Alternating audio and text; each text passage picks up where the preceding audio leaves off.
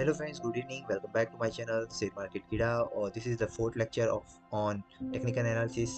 तो आज हम बेसिकली टेक्निकल एनालिसिस क्या है उस पर समझेंगे। तो आज हम तीन टॉपिक कवर करेंगे: हिस्ट्री, टेक्निकल एनालिसिस, डाउ theory and myth about the technical analysis.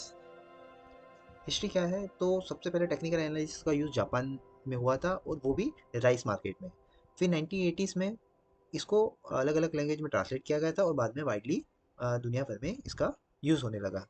But western में सबसे पहले टेक्निकल एनालिसिस किसने इंट्रोड्यूस किया? It was introduce by mister Charles डाउ। तो उन्होंने कुछ थियरी दी है, उसी थियरी को हम कहते हैं डाउ थियरी। तो मिस्टर चार्ल्स ने 5 थियरी दिए हैं, उसमें से जो ज़्यादा इंपॉर्टेंट है वो 3, 4 एंड 5th वन है।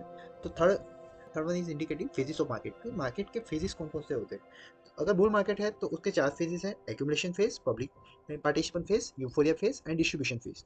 अगर बियर मार्केट है तो उसके भी 4 फेज है। कौन कौन से? Distribution phase, public participant phase, panic phase and accumulation phase. और ये कैसे शो होता है उसके लिए अलग नेक्स्ट में चार्ट दिया हुआ, ये चार्ट को भी मैं समझाता हूँ। फिलहाल हम कवर कर लेते हैं 5 पॉइंट्स कौन से। चौथा ये कहा है मिस्टर डाउ ने कि एवरेज। अगर कोई एक इंडस्ट्री में बूम आता है, अगर एक इंडस्ट्री में अच्छा खासा अगर अप ट्रेंड आता है तो उसकी वजह से सेकंड इंडस्ट्री में भी एक अच्छा खासा ट्रेंड आना चाहिए। अगर ये नहीं होता तो इसका ये मतलब है कुछ ना कुछ फॉल्स अलार्म है, वहाँ पे कुछ ना कुछ गड़बड़ी है। Like if industrial average is booming, अगर इंडस्ट्री का एवरेज बूम हो रहा है तो उसकी वजह से transport average should also go up. अगर वो नहीं हो रहा है तो मतलब कुछ ना कुछ वहाँ पे गड़बड़ी हो रही है और इसका मतलब ये है कि जो बूम है वो हो सकता है that is for temporary only. The fifth one is very important, the volume. अगर ट्रेंड में अप ट्रेंड है और उसमें वॉल्यूम भी अच्छा खासा है, इसका मतलब ये है कि जो फॉरेन इन्वेस्टर है और जो डोमेस्टिक इन्वेस्टर है वो अपना शेयर को सेल या बाय कर रहे हैं। तो जितना वॉल्यूम ज़्यादा होगा उतना ही कंफर्मेशन ज़्यादा होगा। इसको हम एक तरह से ऐसे समझे कि मान लो कॉलेज में मान लो का हमारे रहता था पीएल, और पीएल मतलब कि प्रिपरेशन लीव। अगर उसके लिए अगर हम 30 दिन का लीव देते थे, अगर उसकी जगह पे हमें अगर 35 लीव चाहिए थी, हम नॉर्मली अगर एक या दो बंदा जाके अगर मान लो हमारे जो हेड एचओडी है उसको वो बोलेंगे तो शायद उसको एक्सेप्ट नहीं करते। लेकिन अगर मान लो क्लास में 60 बच्चे हैं, 60 के 60 बच्चे वहाँ पे जाके अगर बोलेंगे तो that is also create pressure on head. तो इस केस में कभी कभी उन्होंने हमें 30 डेज की जगह 35 डेज पी का पीएल भी दिया हुआ है। तो वॉल्यूम इज इंडिकेटिंग स्ट्रेंथ, इसका मतलब है कि वॉल्यूम है तो इसका इंपॉर्टेंस ज़्यादा है। अगर एक दो बच्चे गए होते तो शायद नहीं मिलता, लेकिन यहाँ पे 60 के 60 बच्चे गए हैं तो उसका इम्पैक्ट गिरता है। तो दैट्स वाई मिस्टर डाउ से the volume is very important. तो जो मिस्टर डाउ ने जो थर्ड पॉइंट दिया था फेजेस ऑफ मार्केट, इसका ये चार्ट है। तो यहाँ पे जो फर्स्ट फेज है ये बुलिश मार्केट के लिए जो फर्स्ट फेज है एक्यूमुलेशन फेज। एक्यूमुलेशन फेज मतलब कि सबसे पहले जब हम नहीं, जैसे फॉरेन इन्वेस्टर है और जो बड़े मार्केट के दिग्गज लोग हैं जिनको हमसे बहुत ज़्यादा नॉलेज है, तो उनको हमसे पहले पता चल जाता है कि अब मार्केट जो है अब डायरेक्शन में मूव करेगा। तो उसकी वजह से वो सबसे पहले से जो शेयर है वो खरीदना स्टार्ट करते हैं। हमें तो थोड़ी देर के बाद पता चलता है कि अब जैसे मार्केट अप गया उसके बाद हमें कुछ जिसने स्टडी किया है उनको पता चलता है कि भैया अब मार्केट जो है अब जाने वाला है। तो हम जैसे कुछ जिन्होंने थोड़ा 5-6 साल अगर स्टडी किया है तो इस मार्केट में जो आते हैं और शेयर को परचेज करते हैं। तो इसको बोला जाता है पार्टिसिपेशन फेज। जो थर्ड फेज है यूफोरिया फेज। अब ये फेज कौन सा है? इसमें बोलते हैं टिपेंद्र। टिपेंद्र मतलब कि मैं किसी का फ्रेंड है, उसने अपने फ्रेंड को बोला कि भाई मार्केट तो बहुत ऊपर जा रहा है, अब तेरे को लेना है। तो वो अगर तू अभी नहीं लेगा तो तू जिंदगी में पछताएगा। तो उसी बात पे अब वो जो थर्ड पर्सन है जिसको कुछ नॉलेज नहीं है या फिर कम नॉलेज है अबाउट द शेयर मार्केट, वो भी लेगा। तो वो जब लेगा वो थोड़ा मार्केट थोड़े टाइम के लिए वो अब जाएगा, देन फिर मार्केट एग्जॉस्ट हो जाएगा।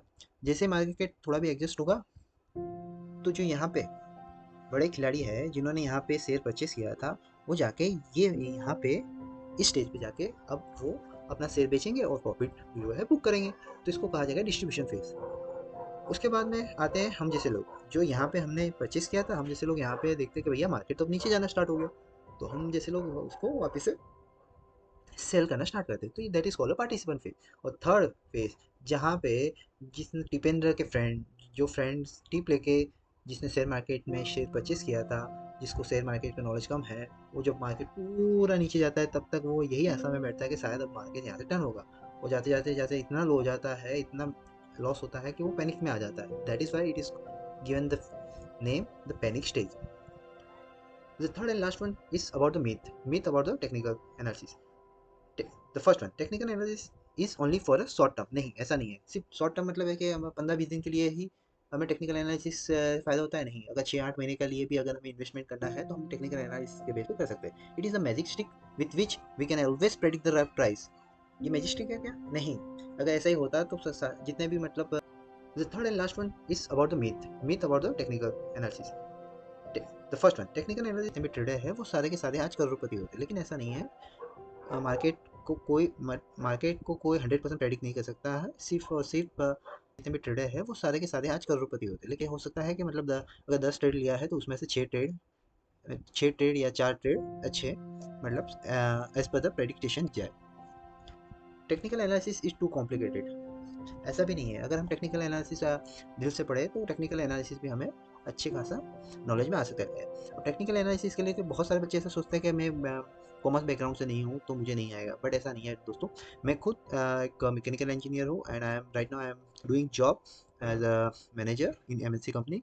तो जॉब के साथ साथ भी हम शेयर मार्केट का नॉलेज और शेयर मार्केट में इन्वेस्ट कर सकते हैं। That is not a issue. The fourth one is I can perfectly buy at low and sell at a high at high. हमेशा ये बोला जाता है कि सबसे लो जब प्राइस जब लो जाए तब जाके परचेस करेंगे, और प्राइस जब अप जाएगा तब जाके हम उसे बेचेंगे। बट सच मानो दोस्तों, नो बडी इज 100% श्योर कि यही प्राइस लो है और यही प्राइस अब है। कोई भी मार्केट में ऐसा नहीं बनता कि जो ऐसा श्योरिटी के साथ बोल पाए कि यही लो है यही अप है। ये धीरे धीरे प्रैक्टिस से आएगा, और धीरे धीरे जितनी बुक्स ज़्यादा पढ़ेंगे उससे हमें पता चलेगा। मतलब हम सिर्फ प्रेडिक्ट कर सकते, श्योरिटी कोई नहीं दे सकता। तो thank you so much guys for today. We will take candlestick for the next lecture. I hope you like this history about the technical analysis. Thank you so much.